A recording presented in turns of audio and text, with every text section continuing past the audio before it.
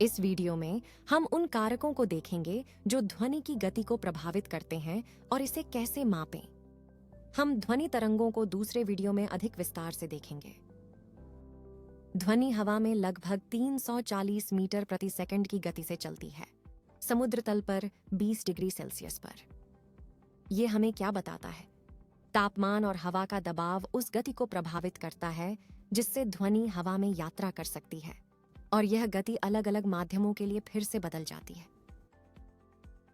यह कैसे संभव है? यह सब कणों से संबंधित है। अतः ध्वनि हवा में लगभग 340 मीटर प्रति सेकंड की गति से चलती है। पानी में यह 1500 मीटर प्रति सेकंड की रफ्तार से चलती है, जबकि कुछ ठोस पदार्थों में ध्वनि प्रति सेकंड 5000 मीटर तक यात्रा कर सकती है। यह हवा की तुलना में अविश्वसनीय रूप से तेज है। ये अंतर इस बात के कारण है कि ठोस, तरल और गैसों में कण कैसे व्यवस्थित होते हैं। ठोसों में कण एक दूसरे को स्पर्श करते हुए पंक्तियों में स्थिर होते हैं। द्रवों में कण एक दूसरे को स्पर्श करते रहते हैं, लेकिन कुछ कमियां मौजूद हैं।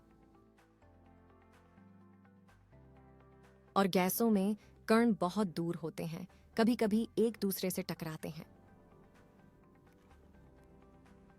तो कणों के बीच की दूरी और ध्वनि जिस गति से चलती है, उसके बीच क्या संबंध है? वीडियो रोकें और सोचें।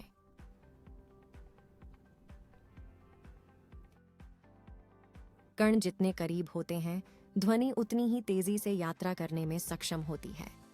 ध्वनि तरंगें ठोस और तरल पदार्थों में तेजी से चलती हैं क्योंकि उनके कण एक दूसरे के करीब होते हैं। इसलिए कंपन के लिए अगले कण से टकराना आसान होता है।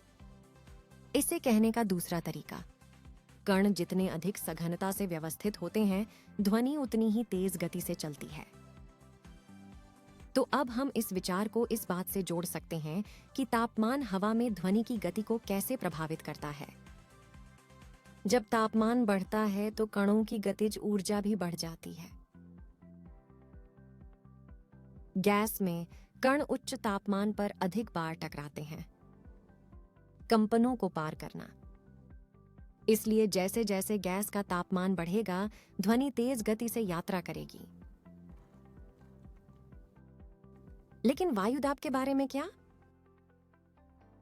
समुद्र तल पर हवा के कण ऊंचाई की तुलना में अधिक सघनता से भरे होते हैं। इसका मतलब है कि समुद्र तल पर ध्वनि के कंपन कणों के बीच अधिक तेजी से गुजरते हैं और ध्वनि तेजी से यात्रा करती है। तरंग की गति बदलने से तरंग की आवृत्ति और तरंग दैर्घ्य पर क्या प्रभाव पड़ता है? आपको पहले से ही पता होना चाहिए कि तरंग समीकरण का उपयोग कैसे करें। यदि आप अनिश्चित हैं, तो आप पहले यह वीडियो देखना चाहेंगे। जब किसी भिन्न माध्यम में प्रवेश करने पर ध्वनि की गति बदल जाती है, आवृत्ति वही रहती है, लेकिन तरंग दैर्घ्य बदल जाता है। आवृत्ति परिवर्तित नहीं हो सकती क्योंकि यह ध्वनि के स्रोत द्वारा निर्धारित है।